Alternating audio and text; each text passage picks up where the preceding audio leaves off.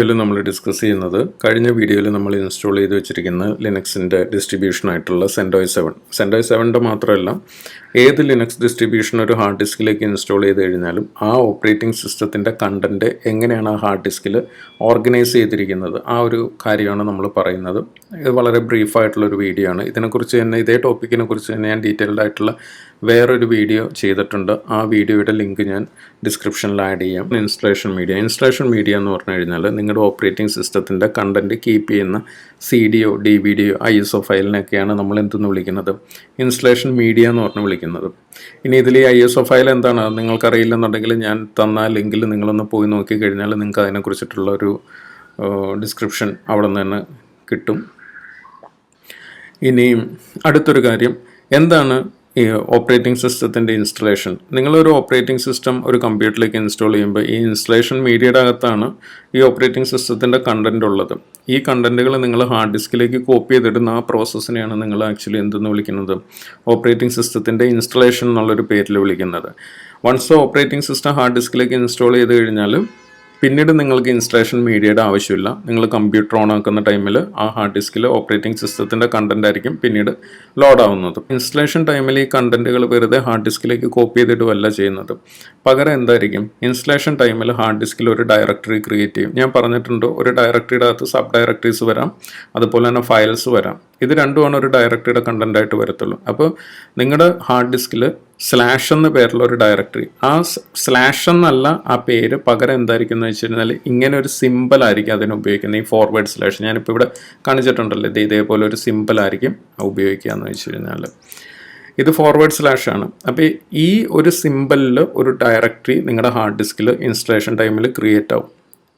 ഇനി ഈ ഡയറക്ടറിയുടെ അകത്തേക്കാണ് നിങ്ങൾ ഓപ്പറേറ്റിംഗ് സിസ്റ്റത്തിൻ്റെ എൻ്റയർ കണ്ടൻറ്റുകൾ കോപ്പി ചെയ്ത് മാറ്റുന്നത്. അപ്പം നിങ്ങൾ ലിനക്സ് ഇൻസ്റ്റാൾ ചെയ്തിട്ടുള്ള ഒരു കമ്പ്യൂട്ടറിൻ്റെ ഹാർഡ് ഡിസ്ക് ഓപ്പൺ ചെയ്ത് കഴിഞ്ഞാൽ അതിൽ മെയിനായിട്ട് കാണാൻ പറ്റുന്ന ഒരു ഫോൾഡർ ഏതായിരിക്കും, അല്ലെങ്കിൽ ഒരു ഡയറക്ടറി ഏതായിരിക്കും, സ്ലാഷ് എന്ന സിമ്പിളുള്ള ഡയറക്ടറിയാണ് നിങ്ങൾക്ക് കാണാനായിട്ട് root of the file system എന്ന് വിളിക്കും. ചിലവർ അതിനെ സ്ലാഷ് ഡയറക്ടറി എന്നാണ് വിളിക്കുന്നത്.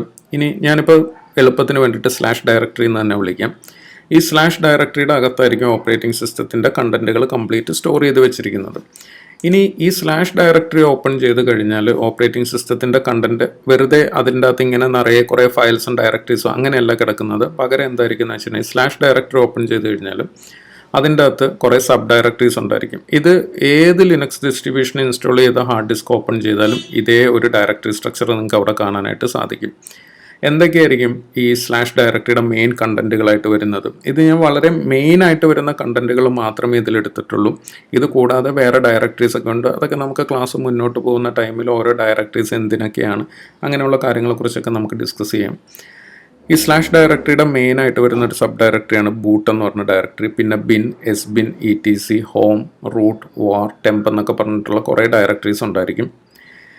ഇനി ഈ ഡയറക്ടറികളുടെ അകത്തായിട്ടാണ് എന്ത് ചെയ്തിരിക്കുന്നത്, ഓപ്പറേറ്റിംഗ് സിസ്റ്റത്തിൻ്റെ കണ്ടൻറ്റുകൾ കീപ്പ് കമ്പ്യൂട്ടറിനെ ബൂട്ട് ചെയ്യാൻ ഹെൽപ്പ് ചെയ്യുന്ന കുറേ പ്രോഗ്രാമുകളുണ്ട്. അതായത് നിങ്ങൾ കമ്പ്യൂട്ടറിൻ്റെ പവർ ബട്ടൺ പ്രസ് ചെയ്യുന്ന സമയത്ത് ഈ ഹാർഡ് ഡിസ്കിലുള്ള ഓപ്പറേറ്റിംഗ് സിസ്റ്റത്തിനെ നിങ്ങളുടെ റാമിലേക്ക് അല്ലെങ്കിൽ നിങ്ങളുടെ മെമ്മറിയിലേക്ക് ലോഡ് ചെയ്യാനായിട്ട് ഉപയോഗിക്കുന്ന കുറേ പ്രോഗ്രാമുകളുണ്ട്. ആ പ്രോഗ്രാമുകൾ കംപ്ലീറ്റ് എവിടെയായിരിക്കും വരിക എന്ന് വെച്ച് കഴിഞ്ഞാൽ ഈ ബൂട്ട് എന്ന് പറയുന്ന ഡയറക്ടറിയുടെ അണ്ടറിലായിരിക്കും വരിക. ഇനി ഇതുപോലെ തന്നെ നിങ്ങൾ കമ്പ്യൂട്ടറിനെ മാനേജ് ചെയ്യാനായിട്ടുള്ള നിങ്ങളുടെ ഓരോരോ പ്രോഗ്രാമുകളുണ്ടായിരിക്കും. ഈ പ്രോഗ്രാമുകൾ കംപ്ലീറ്റ് എവിടെയായിരിക്കും വരിക, ബിന്നിലും sbinന്റെ അണ്ടറിലായിരിക്കും വരിക. ബിന്നിനെക്കുറിച്ചും sbinനെക്കുറിച്ചും ഞാൻ വേറൊരു വീഡിയോ ചെയ്തിട്ടുണ്ട്. അതിൻ്റെ ലിങ്ക് ഞാൻ ഡിസ്ക്രിപ്ഷനിൽ ആഡ് ചെയ്യാം. അതുപോലെ തന്നെ നിങ്ങളുടെ ആപ്ലിക്കേഷൻസുകളുടെ സെറ്റിങ്സ് കീപ്പ് ചെയ്യുന്ന ഫയൽസ്, അതിനെ നമ്മൾ വിളിക്കുന്നത് കോൺഫിഗറേഷൻ ഫയൽസ് എന്നാണ്. ഈ കോൺഫിഗറേഷൻ ഫയൽസ് എല്ലാം റിസൈഡ് ചെയ്യുന്നത് etc എന്ന് പറയുന്ന ഡയറക്ടറിയിലായിരിക്കും. പിന്നെ എന്താണ് ഹോം ഡയറക്ടറി എന്ന് പറഞ്ഞു കഴിഞ്ഞാലും നിങ്ങളുടെ സിസ്റ്റത്തിൽ നമ്മൾ ഇൻസ്റ്റലേഷൻ ടൈമിൽ റൂട്ട് എന്ന് പറഞ്ഞിട്ടുള്ള ഒരു യൂസർ ക്രിയേറ്റ് ചെയ്തിട്ടുണ്ട്. റൂട്ട് എന്ന് പറഞ്ഞ യൂസർ നമ്മളല്ല ക്രിയേറ്റ് ചെയ്ത് അതിനൊരു പാസ്വേഡ് കൊടുത്തിട്ടുണ്ടായിരുന്നു. അതുകൂടാതെ നമ്മൾക്ക് നമ്മുടെ സിസ്റ്റത്തിൽ വേറെ യൂസേഴ്സിനെ ക്രിയേറ്റ് ചെയ്യാനായിട്ട് പറ്റും. അതായത് നിങ്ങളുടെ കമ്പ്യൂട്ടർ ഒരു 4-5 ആൾക്കാരാണ് ഉപയോഗിക്കുന്നതെന്നുണ്ടെങ്കിൽ ഈ 5 പേർക്ക് നിങ്ങൾക്ക് ഓരോരോ ഡിഫറെൻ്റ് ആയിട്ടുള്ള യൂസർ അക്കൗണ്ടുകൾ ക്രിയേറ്റ് ചെയ്യാനായിട്ട് സാധിക്കും. അപ്പോൾ ഈ യൂസർ അക്കൗണ്ടുകളുടെ ഇനി ഈ യൂസേഴ്സ് ഈ കമ്പ്യൂട്ടറിൽ ലോഗിൻ ചെയ്തതിന് ശേഷം അവരുടെ പ്രൈവറ്റ് ആയിട്ടുള്ള കണ്ടൻറ്റുകൾ, അതായത് അവരിപ്പോൾ ഫേസ്ബുക്കിൽ നിന്നൊരു ഫോട്ടോ ഡൗൺലോഡ് ചെയ്തു, അല്ലെങ്കിൽ എന്താണ് അവരുടെ എന്തെങ്കിലും ടെക്സ്റ്റ് ഫയൽസോ അല്ലെങ്കിൽ അവർ ഡൗൺലോഡ് ചെയ്ത ഡോക്യുമെൻറ്റുകളോ കാര്യങ്ങളെല്ലാം അവർക്ക് കീപ്പ് ചെയ്യാൻ വേണ്ടിയിട്ടുള്ള ഒരു ഡയറക്ടറിയാണ് ഈ ഹോം എന്ന് പറഞ്ഞിട്ടുള്ള ഡയറക്ടറി. ഹോം ഡയറക്ടറിനൊക്കെ കുറിച്ച് വരുന്ന ക്ലാസ്സുകളിൽ നമുക്ക് ഡീറ്റെയിൽ ആയിട്ട് നോക്കാം. ഇനി ഇതുപോലെ റൂട്ട് എന്ന് പറഞ്ഞിട്ടുള്ള ഒരു ഡയറക്ടറി ഉണ്ട്. ഈ റൂട്ട് എന്ന് പറഞ്ഞിട്ടുള്ള ഡയറക്ടറിയുടെ പ്രത്യേകത ഈ ഡയറക്ടറിയുടെ അണ്ടറിലായിരിക്കും അഡ്മിൻ യൂസർക്ക് അയാളുടെ പ്രൈവറ്റ് ആയിട്ടുള്ള കണ്ടൻറ്റുകൾ കീപ്പ് ചെയ്യാനായിട്ട് പറ്റുന്നത്.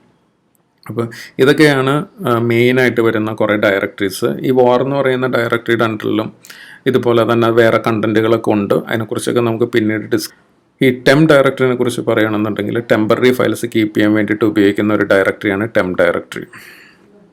അടുത്ത വീഡിയോ മുതൽ നമ്മൾ ടെർമിനലിലായിരിക്കും കാര്യങ്ങൾ ചെയ്തു തുടങ്ങുന്നത്.